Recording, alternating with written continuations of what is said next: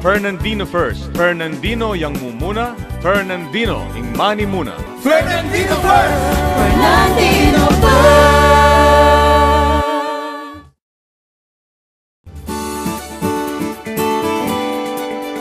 Okay, nagbabalik po ating programa Fernandino First. Fernandino yung muna, Fernandino yung mani muna. At ngayon po, dahil yung kikatamong bisita, yun po metong kasi biyasang Kapampangan. So, paminsan-minsan mga nagalog tamo na po. At ngayon po, ipinakikilala ko sa inyo, mga taga Central Bank ito. Malalaman natin bakit nandito mga Central Bank, taga Central Bank. Ano po? Pinapaalala pa rin namin na Bright FM, live tayo at sa GNN TV 44, naririnig, napapanood ang ating programang Fernandino First. At unang-una po, ipapakilala ko sa inyo ang Deputy Director ng Bangko Sentral ng Pilipinas ng Pampanga, si Attorney Tomas Carino. Magandang umaga po, Attorney. Yes, Sir Benny, magandang umaga po at magandang umaga rin po sa mga tagapakinig ng Bright FM 99.9 at nanonood po sa GNN TV 44. Pinabati ko rin po yung aking mga kasamahan dyan sa Bangko Sentral. Okay, at ang Administrative Officer 2 ng Bangko Sentral na si Ma'am Michelle Ann Sicat. Magandang umaga din po, Sir Benny. At syempre, ang Currency Assistant 2 ng Bangko Sentral ng Pilipinas, si Ma'am Rosemary Madrid. Magandang umaga po, Sir Benny, at sa lahat po na nanonood sa Bright FM 91.9 at GN and TV 44. Siguro po, una nating tatanungin si Attorney Carino, ano po? Ano po ba ang layunin ng Bangko Sentral at meron tayong ganitong programa? Ito pong bisikleta para sa barya. Ang event na ito po ay parte ng National Coin Recirculation Program ng Bangko Sentral ng Pilipinas. Ang layunin po ng National Coin Recirculation Program ay para po maipamulat sa ating publiko, mga mamamayan, ang kahalagahan ng barya. At pangalawa, matugunan po natin yung tinatawag natin na artificial na pagkukulang ng barya. Pangatlo rin po na maipaano natin sa ating mamamayan na magbago ng ugali, na ugalayin po natin na maggamit at magtanggap ng barya.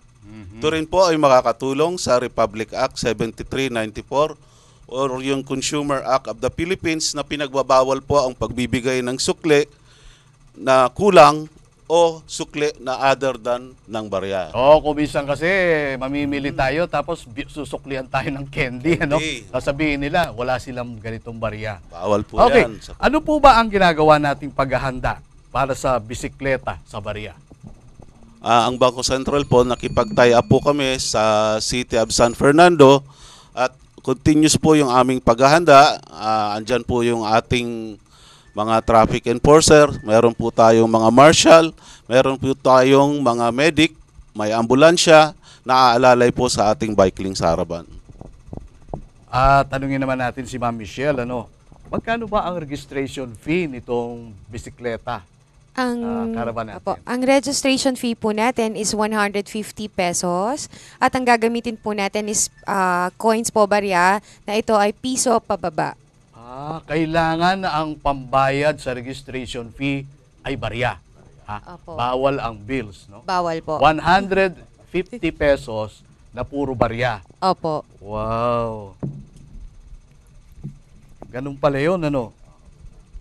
Ang registration fee, tandaan po natin, is 150.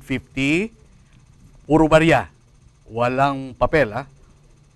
Ilan po kaya expected nating dadalo sa cycling caravan na ito?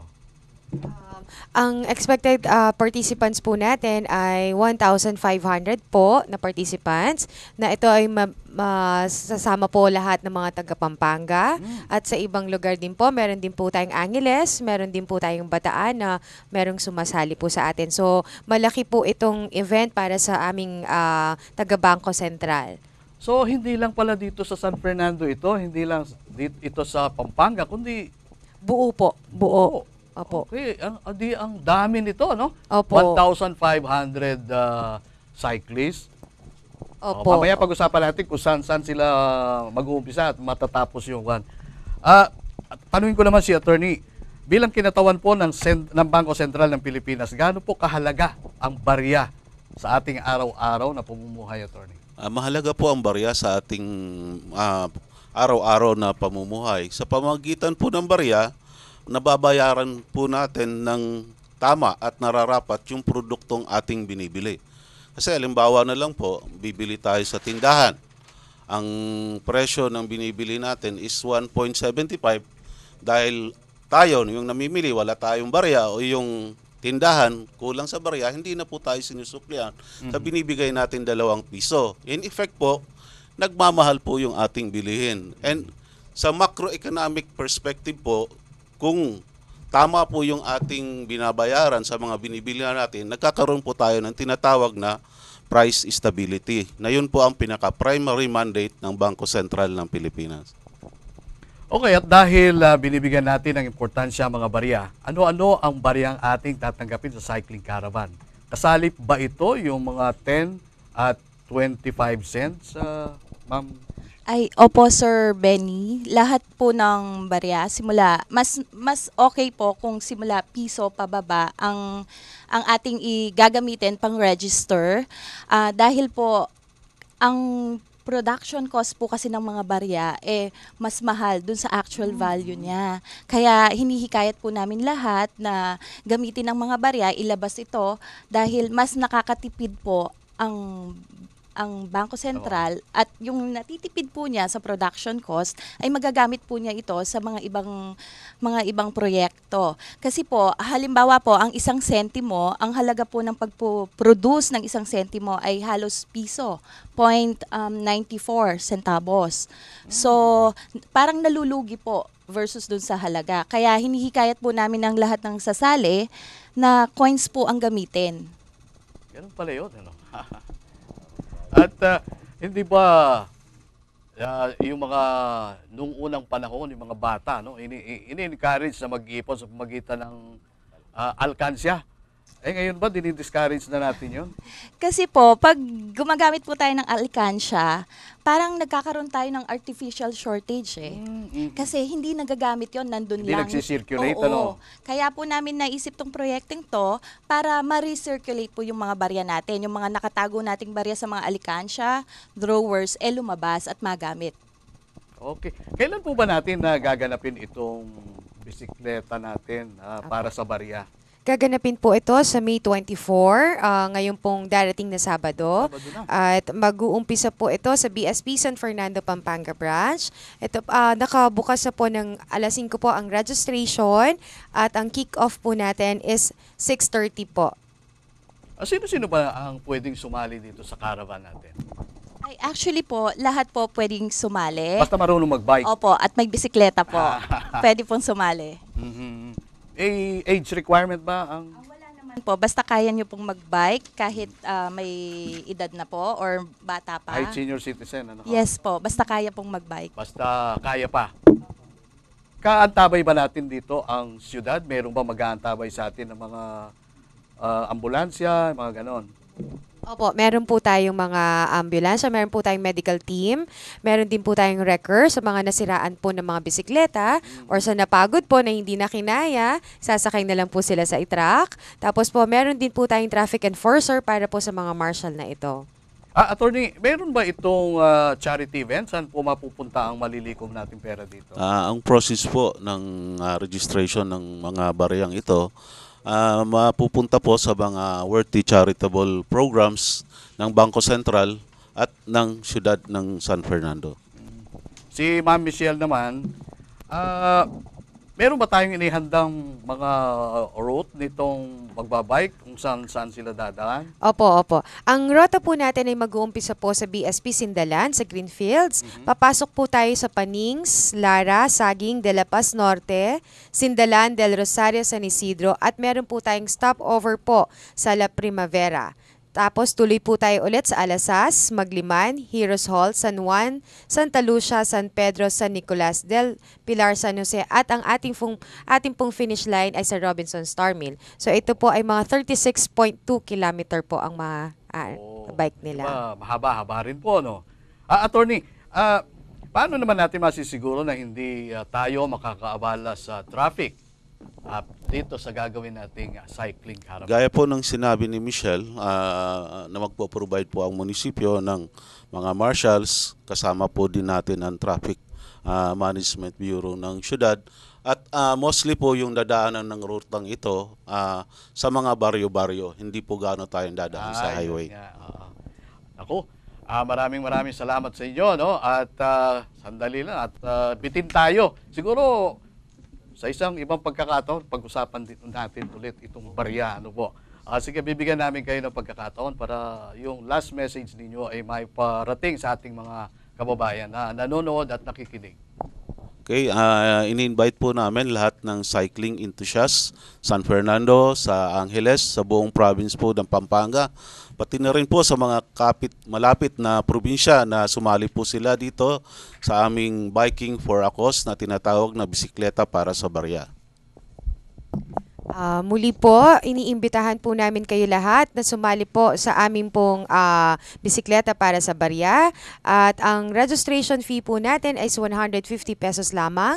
Ito po ay nakapaloob na. Meron na po tayong t-shirt, dry fit po. Meron na tayong pagkain na magiging parang brunch. At meron po tayong raffle na maibibigay sa mga participants po. Ay, kung may katanungan po kayo, maaari nyo pong kontakin si Sydney at 0922-818-0108 or Ethel 0932-201-8740, Michelle 0999-998-4721 at Rose sa 0917-508-5580 or tumawag po sa BSP San Fernando Branch sa numerong 455-3835. Ay, dakala salamat po. Karing kay katamo meging bisita ngayon kayabakan. Akin lagyo na po ng siyudad ng San Fernando. King pamanimuna ng Mayor Edwin Santiago, mikitikitang pasibayo, king tutuking Martes. Ako po ingke kayong talasuyo, Benny G. Pero bayo tamo po mamon, bayo tamo po mapupus. Happy birthday po kang Engineer Hill Lacson ng Capstone Steel and Trading. King balang takbang ning tagumpe at panyulong, marapat mong Fernandino ing mumuna, Fernandino ing manimuna. Ini po ang programa tamong Fernandino First. Fernandino First, ulisang tamo. Fernandino First ang ngalan mo. Fernandino ing manimuna, Fernandino ing mumuna. Serbisyong para keha, kasablangan naman siyang muna.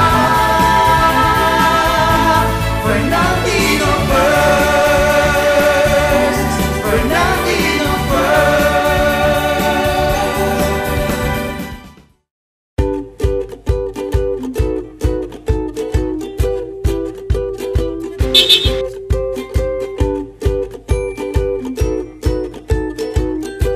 Wow, bro! Nice car! Big time! Ano ka ba, bro? Afford mo to. No, bro. Afford ko to.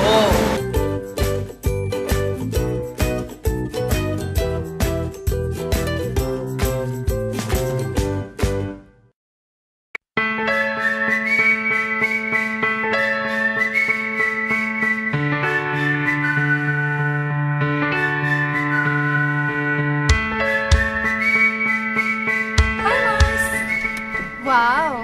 Nice bag! Sosyal! Ano ka ba, Mars? Afford mo to. No, Mars. Mas afford ko to.